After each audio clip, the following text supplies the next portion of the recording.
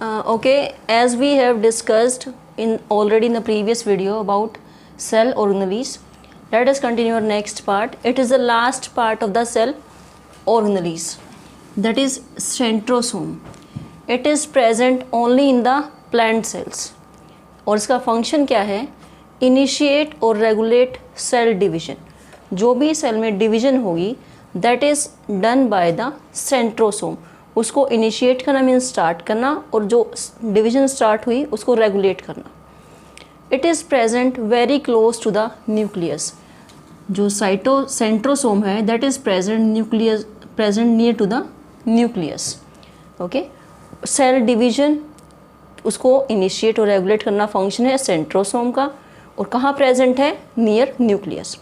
Now we are discussing about cell parts, their location and functions.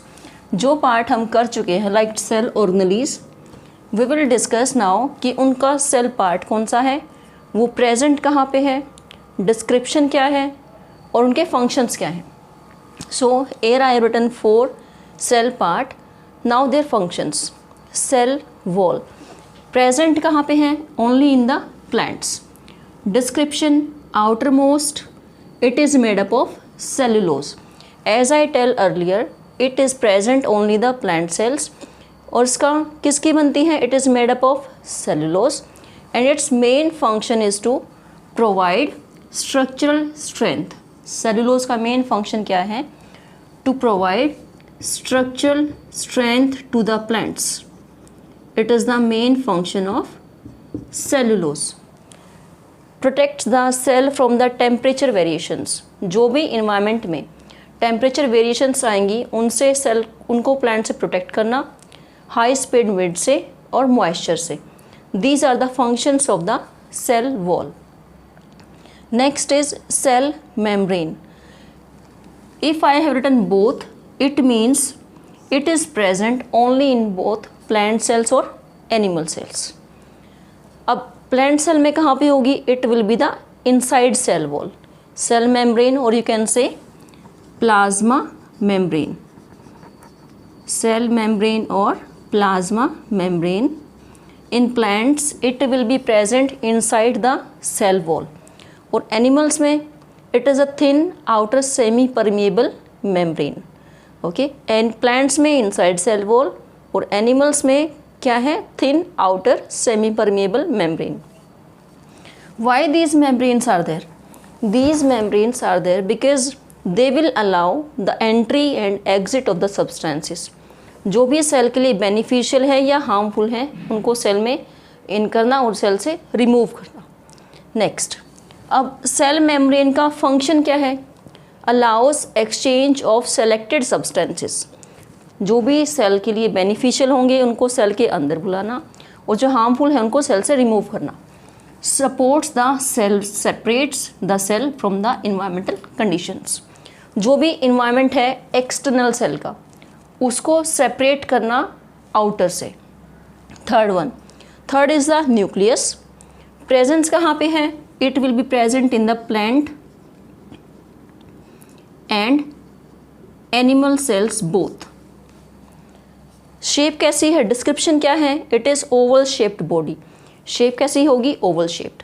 As I discussed earlier the functions of the nucleus, it is called as brain of the cell. As we know कि brain if it is giving indications to other parts that you have to do functions like this and you have to do function according to these instructions. So it controls cell activities. जो भी activities होंगे इनको control करना. Transmits genetic characteristics. Parents के characters उनके offspring में transfer करना. It is the function of nucleus. Because what is there in nucleus? DNA is there. And DNA is the genetic material. DNA is the genetic material which transfer characters from parents to offsprings. Next, cytoplasm.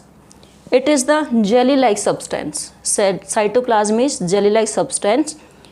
Presence कहाँ पे होगी? It is present both in plant and animal cells. Description. What is the description of cytoplasm? It is a thick jelly-like fluid contains cell organelles. Jelly-like substance है जिसमें क्या है, cell organelles suspended है. Now, what is the functions of the cytoplasm? It is a site of all life process. जो भी life के process होंगे, because जो सेल ऑर्गेनेल्स हैं इसमें सस्पेंडेड हैं, that is why it is a site of all life processes and it protects the cell organelles. अगर कोई सेल ऑर्गेनेल्स में इंजरी ना आए, that is why cytoplasm is there to do the functions of the cell properly. Okay, so dear students, you may take the screenshot of this. Okay, and the next cell parts we will continue in the next video. Okay, thank you everyone.